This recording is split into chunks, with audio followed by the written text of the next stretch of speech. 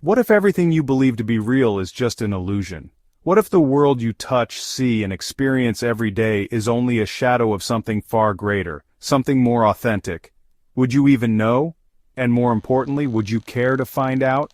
These aren't just questions posed by modern sci-fi films or psychological thrillers. They cut to the core of one of the oldest and most profound philosophical debates in human history. Long before movies like The Matrix or Inception challenged our grip on reality, the ancient Greek philosopher Plato was already grappling with these same unsettling questions. His answers, while over 2 millennia old, still challenge us to this day, urging us to look beyond the surface of our lives and confront the deeper truths that lie hidden beneath. Picture this. You're sitting in a bustling cafe, sipping your coffee as people chatter around you. The aroma of freshly brewed espresso fills the air, the warmth of the cup in your hands is comforting, and the rhythmic hum of life outside continues as usual. But suddenly an odd thought crosses your mind. What if none of this is real? It's not that the table disappears or the coffee evaporates. Everything remains exactly as it is. But for a fleeting moment you sense that what you're experiencing is just the surface, a facade. That feeling, that brief rupture in the fabric of the familiar, is the gateway into Plato's world, a world where reality is not what it seems. Plato wasn't just interested in questioning reality for the sake of intellectual gymnastics. He genuinely believed that the world we see and touch, the physical, material world, is only a copy of a more fundamental reality that exists beyond our senses. This higher realm, he argued, is home to what he called the forms, or ideas, which are the perfect, unchanging essences of everything we encounter in the world. Imagine trying to draw a perfect triangle. No matter how careful you are, no matter how sharp your pencil or steady your hand, your triangle will have imperfections. The lines might wobble, the angles might be slightly off, but in your mind, you can conceive of a perfect triangle, one with sides of exact length and flawless angles that sum to 180 degrees. That perfect triangle doesn't exist in the physical world, but you know what it is. Plato would argue that this perfect triangle exists in the realm of forms, and every triangle you see in the physical world is just an imperfect copy of this perfect form. And it's not just shapes. For Plato, everything has a perfect form: beauty, justice, courage, love, even mundane objects like chairs and trees. When you see a beautiful painting, it's beautiful because it participates in the form of beauty. When you experience a just law, it resonates with the form of justice. But these physical manifestations are always flawed, temporary, and incomplete. The forms, on the other hand, are eternal, perfect, and unchanging. In this way, Plato divides reality into 2 distinct realms, the sensible world and the intelligible world. The sensible world, or the world of appearances, is the world we perceive with our senses. It's filled with objects that are constantly changing, decaying, and subject to time. While we can experience beauty and justice here, it's always fleeting and imperfect. On the other hand, the intelligible world, or the world of forms, is the realm of true reality. It exists beyond time and space and can only be accessed through reason and philosophical contemplation. The forms are the perfect templates of everything that exists in the sensible world.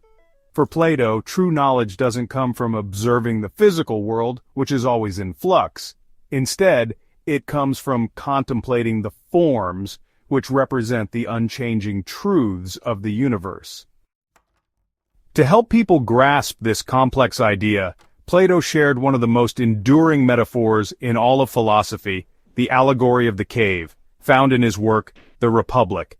This story isn't just an explanation of his metaphysical views, it's a profound commentary on human nature, ignorance, and enlightenment.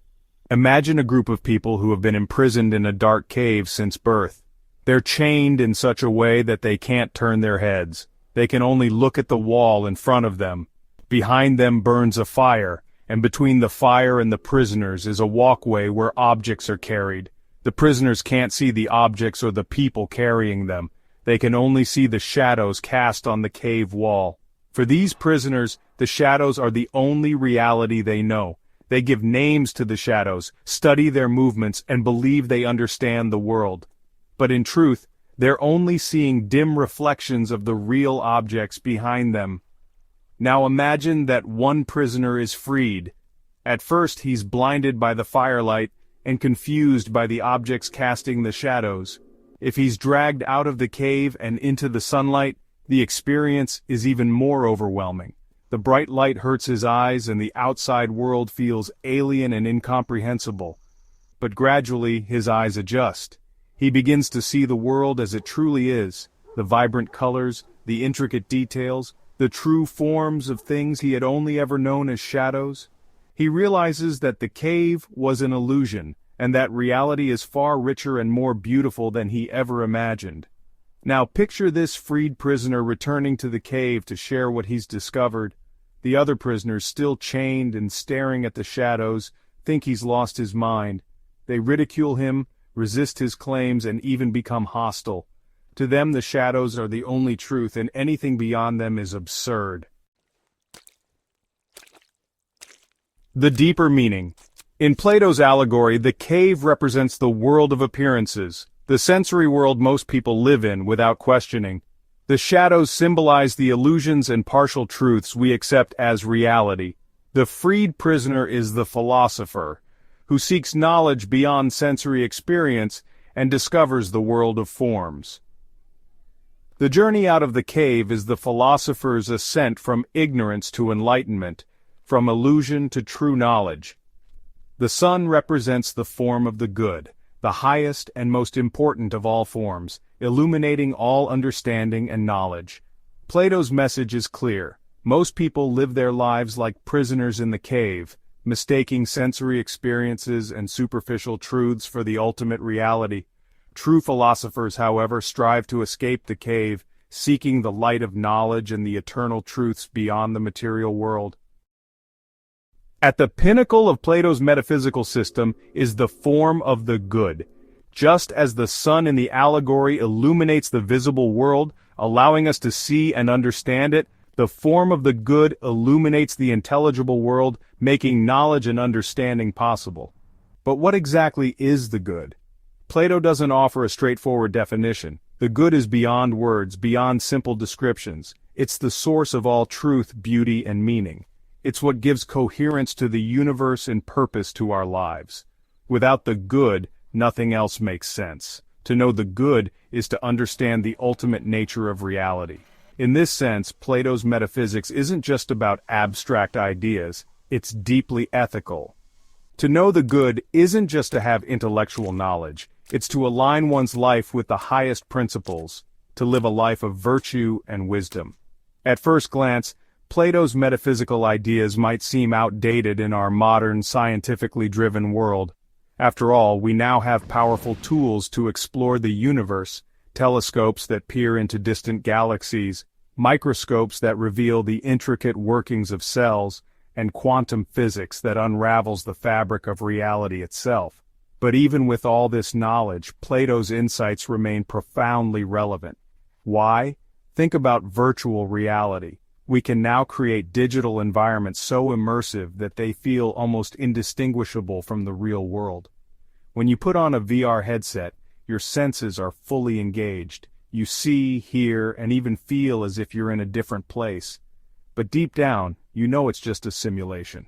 Now consider philosopher Nick Bostrom's simulation hypothesis, which suggests that it's possible, perhaps even likely, that we're living in a computer-generated reality created by an advanced civilization. If this were true, how would we know? Would we ever be able to see beyond the simulation to the real world? This idea eerily echoes Plato's cave, where people mistake artificial images for reality. Modern neuroscience tells us that our perception of the world is a construction of the brain. Our senses gather information, but it's our brain that interprets and assembles this data into a coherent picture of reality. However, this process isn't foolproof. Optical illusions, cognitive biases, and even dreams remind us that what we perceive isn't always what is. This aligns perfectly with Plato's view that the sensory world is deceptive. Just because something feels real doesn't mean it's the ultimate reality. True knowledge, Plato would argue, comes not from trusting our senses, but from engaging our reason and seeking the deeper truths behind appearances. Even beyond science and technology, Plato's ideas resonate on a deeply personal level. In a world filled with distractions, superficial pleasures, and constant noise, many people feel a nagging sense that something is missing. We chase after material success, social validation, and fleeting pleasures, but often find ourselves feeling empty or unfulfilled. Plato's philosophy invites us to look beyond these shadows and seek what truly matters. It challenges us to ask, what is the good? What gives life meaning? What truths lie beyond the surface of our daily experiences? Plato's metaphysical reality isn't just an abstract theory to ponder in a classroom, it's an invitation to live differently. It's a call to question the familiar, to seek the eternal, and to align our lives with the highest truths. It's about stepping out of the cave and into the light, even if that journey is uncomfortable or challenging. But here's the thing, leaving the cave isn't easy. It requires courage, curiosity, and a willingness to face difficult truths. It means letting go of comforting illusions and embracing the unknown. Yet, as Plato suggests, the rewards are worth it. When we move beyond appearances and grasp the deeper realities of existence, we don't just gain knowledge, we gain wisdom. We begin to see the world and ourselves in a whole new light. As you finish reading this, maybe you'll glance around your surroundings. The familiar objects, the sounds, the sensations, they feel real, don't they? But perhaps there's a small voice in the back of your mind now, whispering, what if there's more? That question, the one that lingers in the quiet moments, is Plato's gift to us. It's a reminder that reality is deeper, richer, and more mysterious than we often realize. Whether we choose to stay in the cave or step out into the sunlight, the journey of questioning, exploring, and seeking the truth never really ends. Because, as Plato might say, the shadows on the wall are just the beginning.